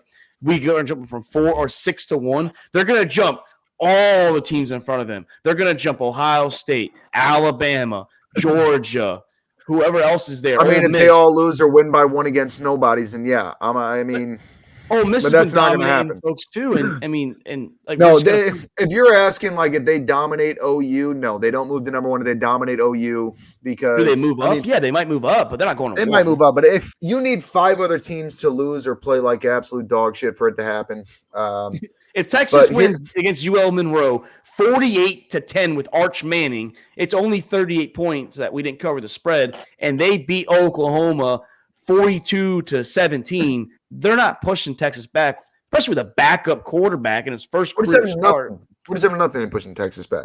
Yeah, like I mean, yeah, that's another thing. We're playing Arch Manning most likely if Quinn Ewers isn't. They haven't announced it yet, but Arch Manning's probably going to be a starter. So yeah, don't get me wrong, Ryan. They're going to move them up, but they're not going to 1. They won't go to 1. They may not even move up if everybody else dominates the same. So yeah, Ryan, because even Ryan if, answers even our if question. even if you're playing a dog shit, Kent I love you, State team, TJ. I love you. even if you're playing a dog shit Kent State team and win 47-0, that still counts for something. You went out, you understood the assignment, you executed. And here's the thing I like about Tennessee. Here's the thing I like about Tennessee is not only did Tennessee come out and do what they were supposed to do to show dominance, but they look fucking good doing it, man. Some of these plays that they're calling, the execution, the route running, like it looks sharp. This isn't just a guy broke a tackle, got deep, 5-yard slant, got deep. I mean, they're running some pretty impressive plays. We're going to talk about that real quick, Eric, but I think Ryan answers. We're going to talk about Is literally next. Is that the name of your fantasy team, the Online Baseball Association? No, Tony's a dog for the Migos, man. I've seen him pitch, dude. He throws the slowest 70-mile-per-hour pitch you'll see, but it works, dude. It's fucking nasty. But I think for president. TJ, man, you're the best, dude. I'm gonna star that one, and I'm gonna put that up there. But when it comes to Ryan's question, he just answered his own question. If OU is not looking good this year, and they didn't look good against Tulane, then okay, I'm not gonna respect the blowout as much because you just said they're not playing good. Yeah, they're ranked, but you just answered your own. I mean, if you don't respect the Michigan win and they're not the same Michigan and OU's looking like shit, then what's different? You're not going to jump that much, though, regardless. There's a lot of moving parts that have to happen for that to happen. You're talking the top 5 teams and like winning by 3 or less or losing. It ain't happening, dude. And you don't even have to come under here and say that. Nobody expected the Seminoles to do shit. No, that's the next topic, man. Who's the big game this week? Isn't there like a top 10 matchup? It's Tennessee OU is the big game. They are the big game. It's college game day. Yeah, it's 6 versus 15 or 17. But no, you're right, Eric. We're not. It's not just Florida State. We're talking UF. Florida State and UF. They're both in shambles. The Boosters. They just need to start the damn quarterback. They need to fire their coach, but the coach thinks he's there for next year. I don't know what he's drinking. He might have gotten Sarkisian's liquor cabinet, the key to that, because I don't know if I just don't know if you're going to be there, Billy. You might be joining Dan Mullins, the guy you replaced at ESPN next year. Yeah, I mean, the Boosters met with, so I don't know what's going to happen there. Florida State, Doc, they're playing California this week in a must-win game. 3-0 California Bears. Buddy, there is no more must-win for FSU. This season is over. The memes I've been seeing, man, that screen in College Football 24 where you sim the next season, that's pretty much where I'm at. You've been quiet, too. You've been quiet in Discord on Saturdays. Well, this is the same thing I've been saying since even before the season started, since we got him in the transfer portal. DJ ain't shit. He's proven he ain't been shit in the ACC his first round. He wasn't shit at Oregon State. He wasn't shit on Netflix. And he ain't shit here. I knew he wasn't going to be shit. They're already talking about there's a lot of talks. The Boosters are apparently coming after Norvell and getting him. Like, call the season a wash. Call the season a wash. Put Brock Lennon. Let him start getting some real FaceTime.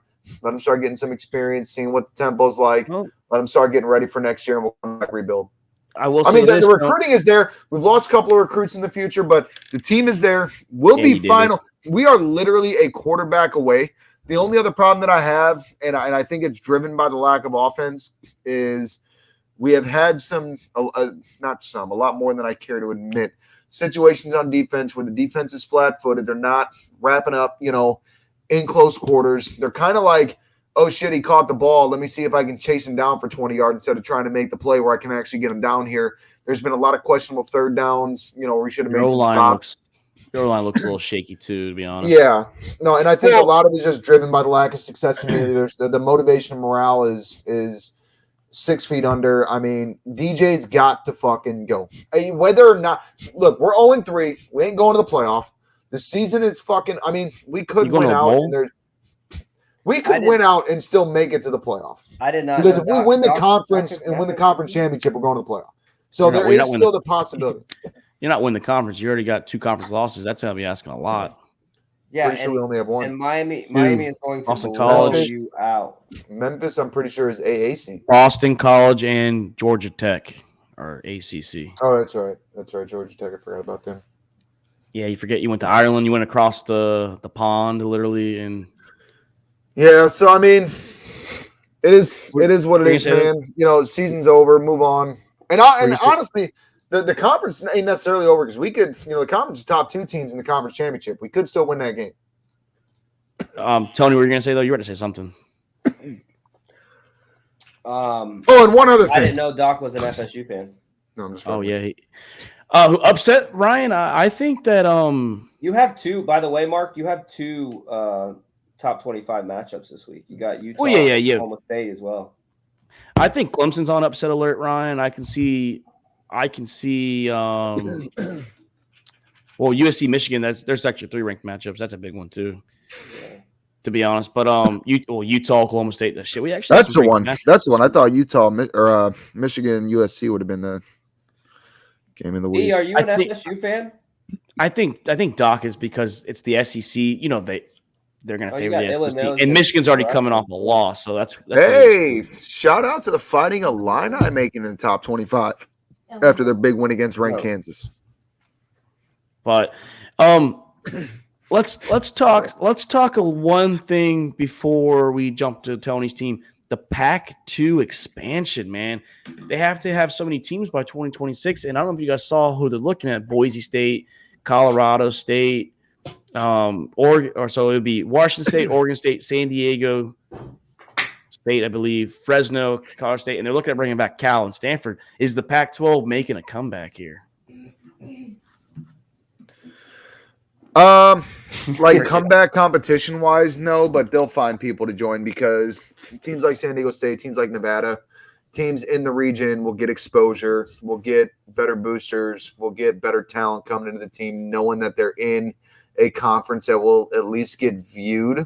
And if the Pac-12 can build a conference big enough and get back to that, Power 5 automatic bid, then teams feel like they have something to play for. So recruiting will be up, everything will be up, numbers, money, everything, revenue, it'll all be up. Tony, you were pretty quiet. Let's talk about being back because this is the where we're going to end it tonight. The Miami Hurricanes. We talked a little bit earlier. Upset alert. Are the Miami Hurricanes, Tony, back, led by Cam Ward, led by Damian Martinez, a stellar offensive line, of course, amazing defense, and receivers that are playing at a high level this year, led by Mario Cristobal? I mean, do we look better? Are we doing what we're supposed to do? Yes. Will we know this week? No. I think we come into South Florida and steamroll them. I think we put up 50 plus again. Jesus. Hey, USF's coming off that almost, they played Alabama pretty tough. No, we're going to come in and steamroll them. I think that our true test is going to be to see if we're back. Honestly, I think Virginia Tech, Louisville. Yeah, Ooh. Louisville. Hell no. Virginia Tech looking like dog shit. They look like dog shit, but who does? Virginia Tech has not looked good all year. They have been embarrassing. They only lost 1 game.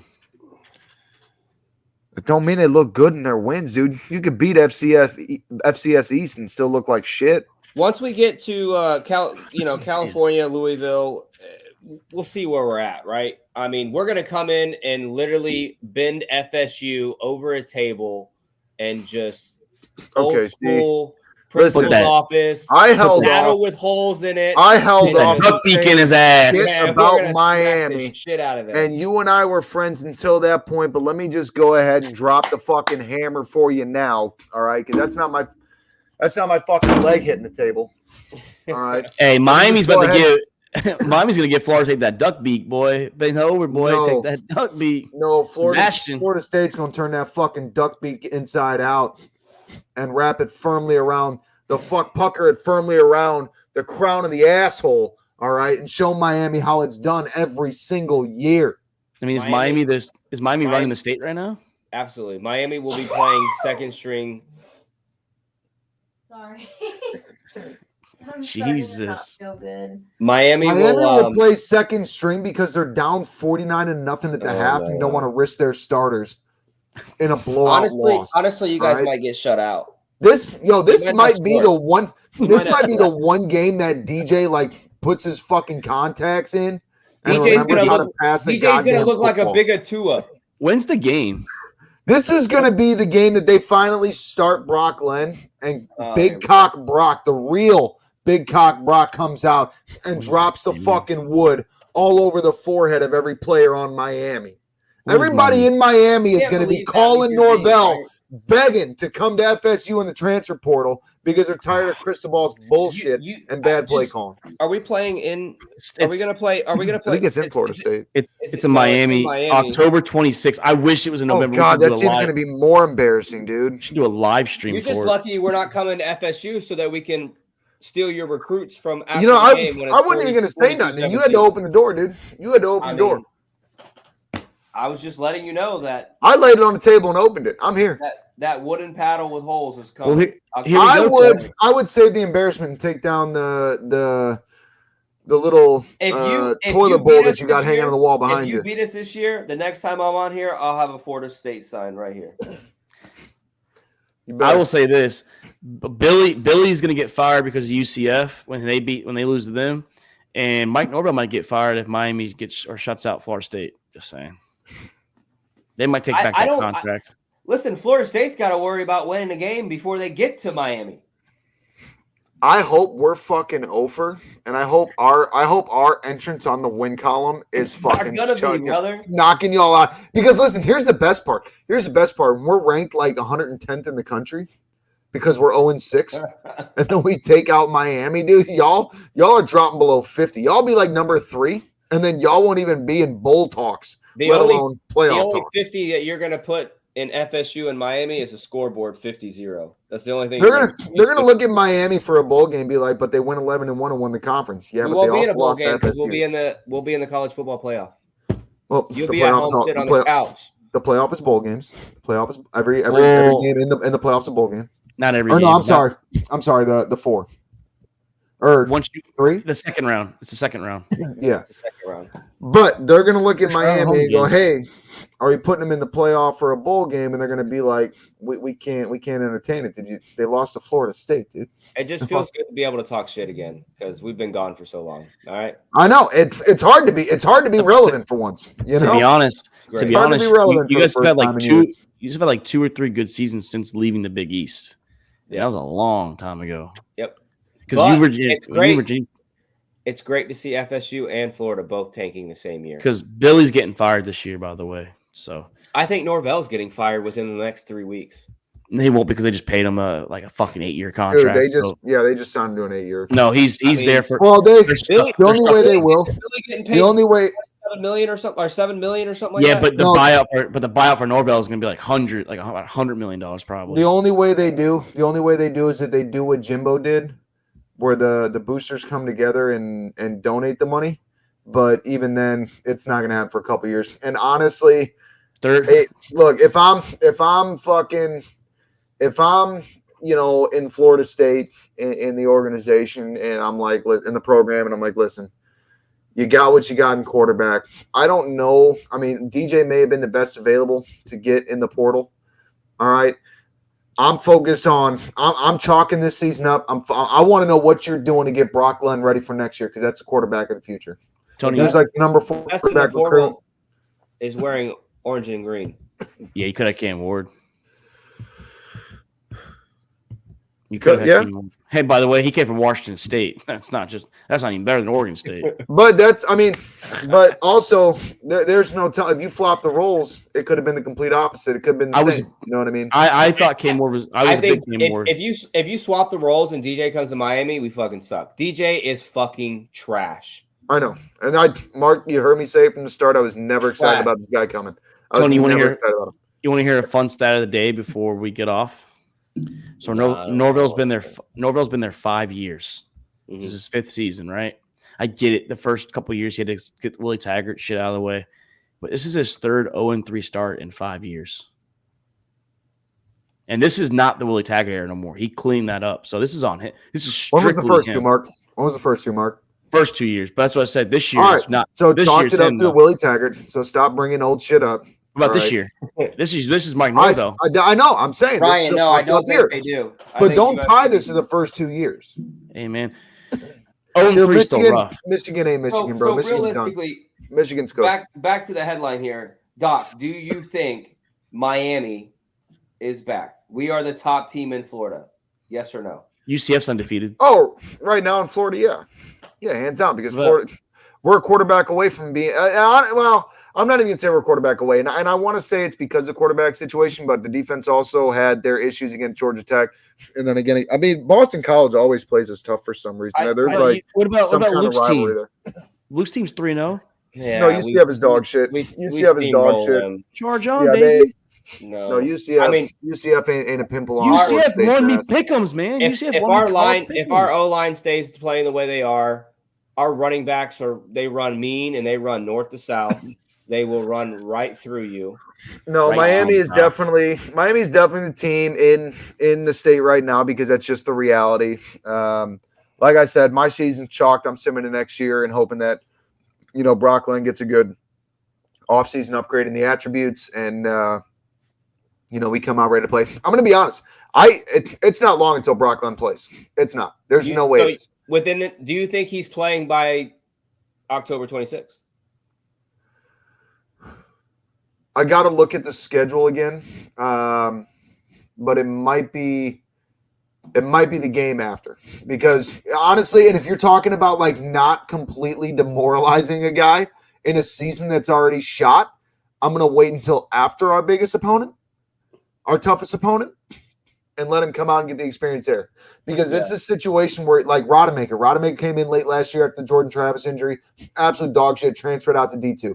You know what I'm saying? So I don't want to ruin the future. Like, look, continue to learn, continue to focus on what not to do.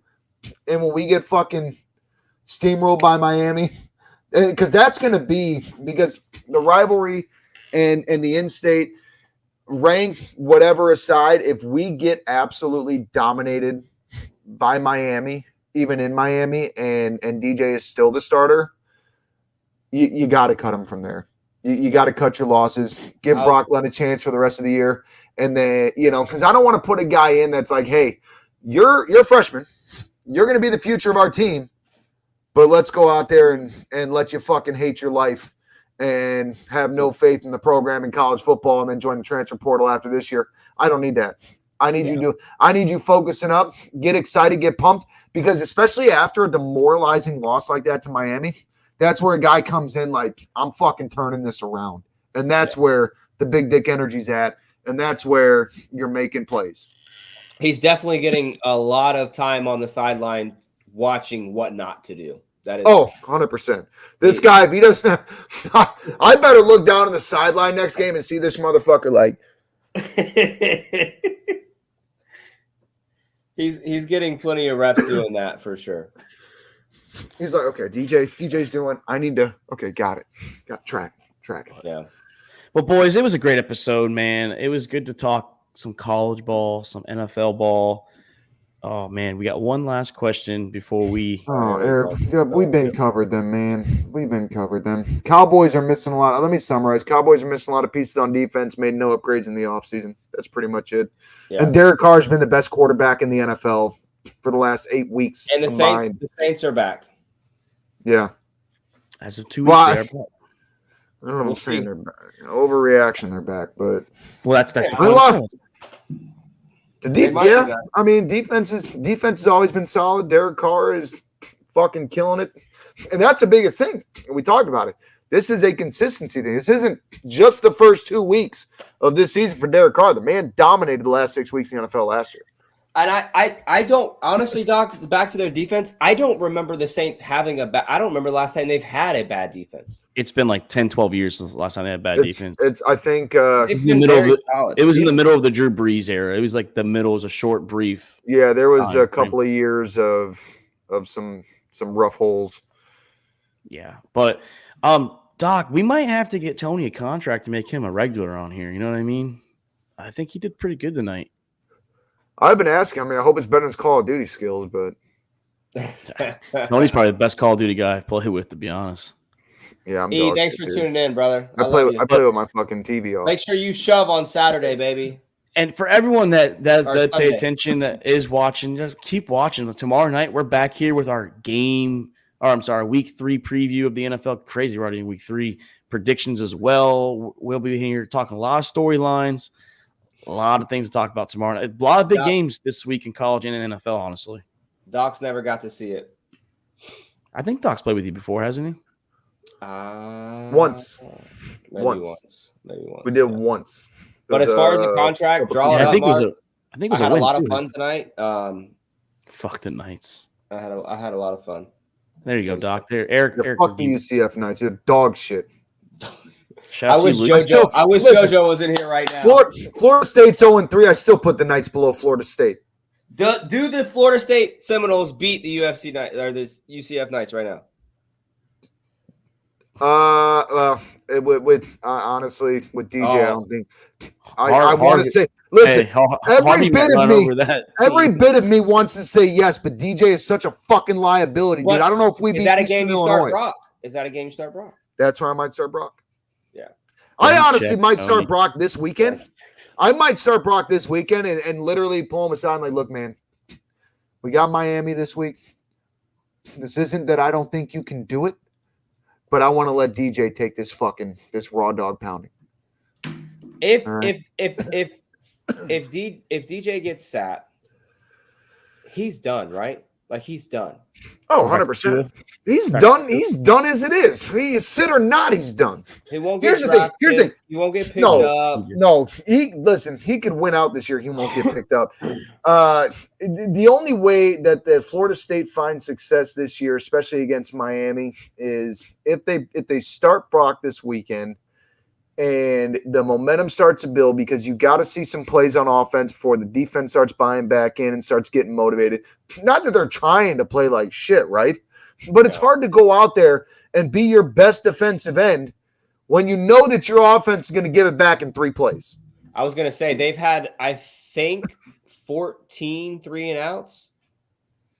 That's what I'm saying. So if I start Brock this weekend and he starts making plays, getting us on the board, we see a difference. The defense comes together, the morale comes up. Then I might leave Brock in from Miami because, hey, you've proven, the team has now proven what we can do, and now you got to get that real exposure to tough competition. But otherwise, has 2 decisions. He's got to start him now to get him going, or he's got to start him later in the season. That's it. Yep. It's either this week, maybe next week. I don't even know if we're off next week. This week, maybe next week. Otherwise, start him November. Well, you already had your early off week, but hook 'em horns. I like that, man. I like that. I'm root for. Hey, I told Tony if Miami and Texas somehow play in the national championship, it's in Atlanta. We're going. That's something that 100%.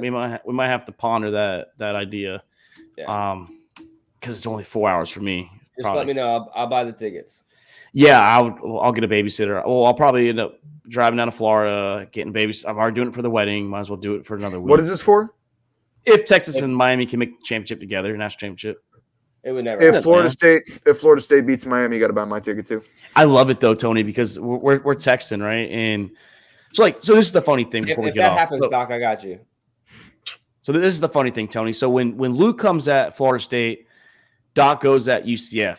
When Chris comes at Florida State, our buddy Derek Jones, he's a Florida State fan too, goes at Chris's LSU Tigers.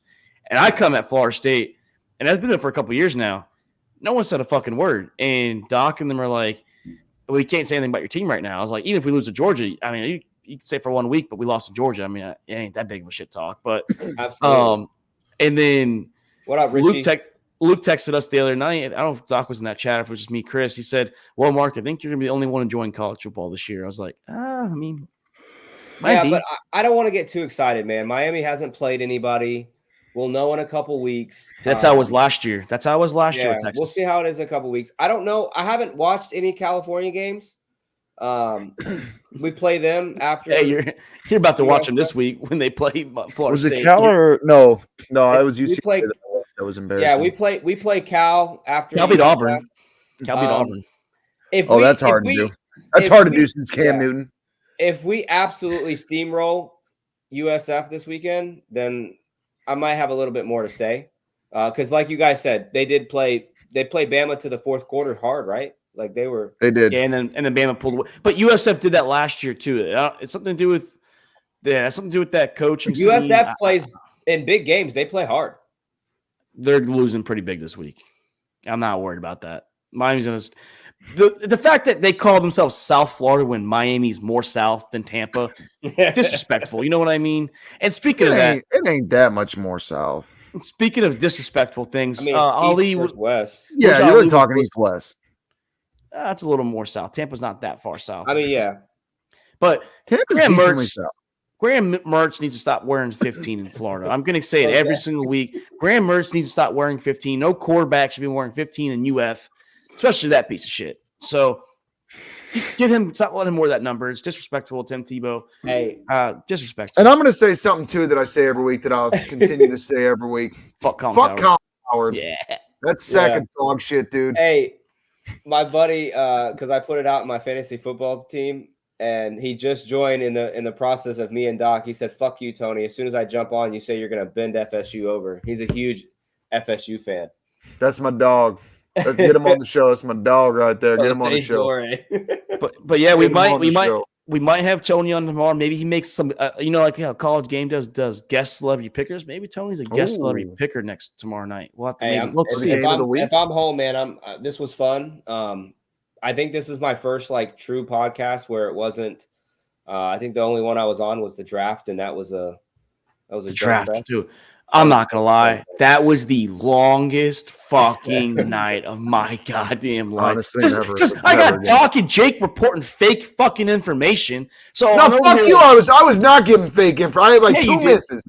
Two misses. Oh, that's fake information. I got Brock 2 out of fucking 7 rounds. Brock Bowers to the Jets. It's on the screen. It's hundreds of people are watching, and fucking got it on the screen. He's a goddamn Raider. He's not even fucking Ooze the magician, whatever his name is. He had all 13 picks on the Matt McAfee show. I didn't say him to the Jets. I just disappointed, man. But that's what next year. Next year will be better. Next year it's in Lambeau and Green Bay, Wisconsin. So we'll watch that one. But Tony, man, it was a good night tonight, man. It was a good night. Yeah. Can't wait to be back here tomorrow. Hopefully Chris is here. He says he's going to get a new computer. No Jake. It's church night. Luke don't know. So we'll find out. We'll find out who's on the show. I'll find out probably an hour before the show, like normal. So I'm Mark Davis. That's Nick Doc Skirkwin. Tony, thank you for joining. This is All About the Boss podcast. Good night. We are out.